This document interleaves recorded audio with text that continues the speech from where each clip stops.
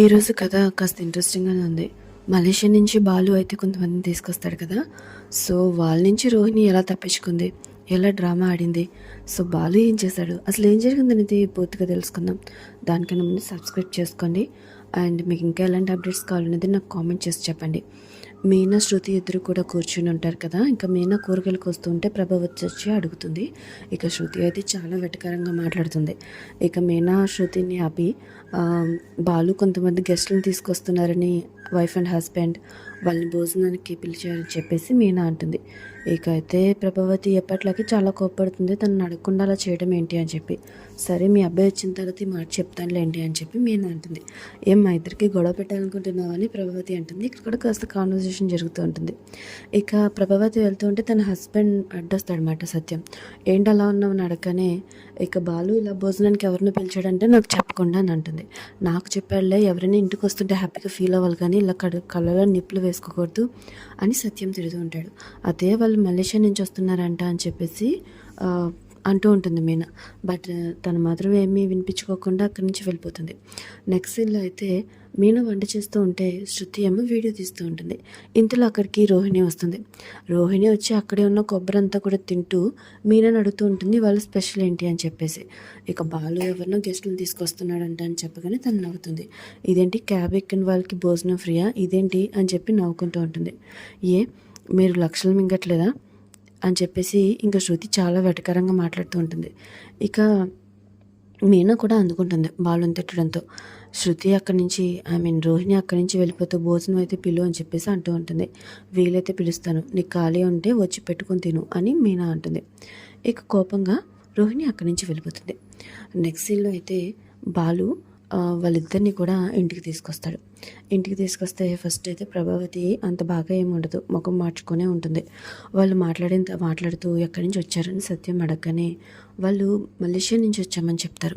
ఆ మాట వినగానే ప్రభావతి ముఖం అయితే వెలిగిపోతుంది. నిజమా అంటుంది. నేను ఆల్రెడీ చెప్పాను కదా అత్తయ్య అని మీనానికనే ఏదో సరదాగా చెప్పామనుకున్నాను, నిజం అనుకోలేదు.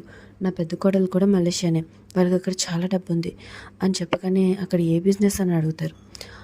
వాళ్ళు ఇంకా చెప్పలేకపోతారు. చాలా బిజినెస్లు ఉన్నాయి, నా కోడల్ని పిలుస్తాను అని ప్రభావతి పైకి వెళ్తూ ఉంటుంది. అయితే రోహిణి ఇవన్నీ ముందే వింటుంది. సో పైకి వెళ్ళి జాగ్రత్త పడుతుంది. ప్రభావతి ఎంత డోర్ కొట్టినా సరే రోహిణి పలకదు. సరే బాత్రూంలో ఉందనుకుని కిందకు వచ్చేస్తుంది. వాష్రూమ్లో ఉన్నట్టుంది, వస్తుందిలేండి అని చెప్పేసి ప్రభావతి అంటుంది. ఇంతకీ అక్కడ ఆయన ఏం చేస్తూ ఉంటారు, ఆయన పేరేంటి అని చెప్పేసి ఆయన అడుగుతూ ఉంటాడు. ఇక అతని పేరేంటో ఆ డీటెయిల్స్ ఏమీ వీళ్ళకి తెలియదు కదా, అలాగే చూస్తూ ఉంటారు. వాళ్ళు ఎవరో కూడా మీకు తెలీదా అని అతను అడగగానే ఇక ప్రభావతి ఏమీ మాట్లాడదు.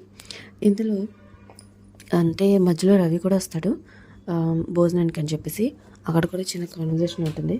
ఇక రోహిణి అందుకే రాకపోయేసరికి రోహిణి దగ్గరికి శృతిని పంపిస్తారు.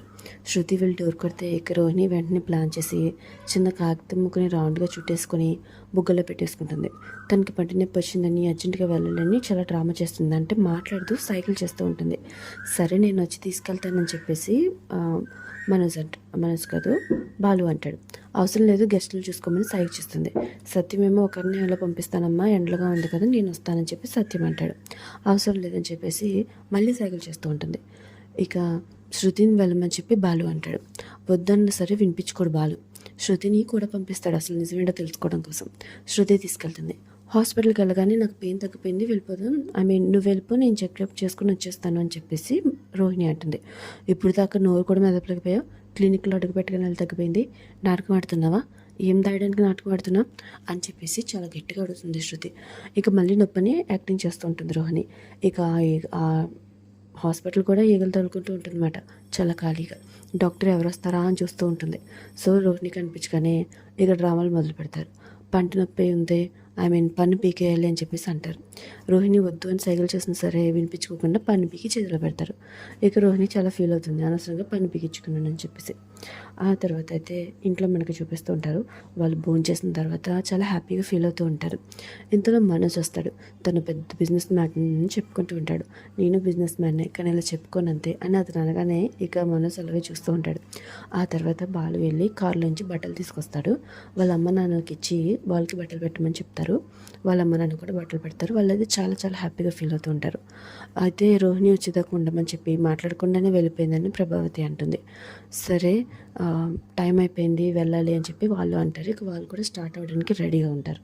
ఇక్కడితో అయితే ఈరోజు కథ కంప్లీట్ అవుతుంది. సో నెక్స్ట్ ఎపిసోడ్లో ఏం జరిగిందో తెలుసుకోవాలనుకుంటే తప్పకుండా సబ్స్క్రైబ్ చేసుకోండి.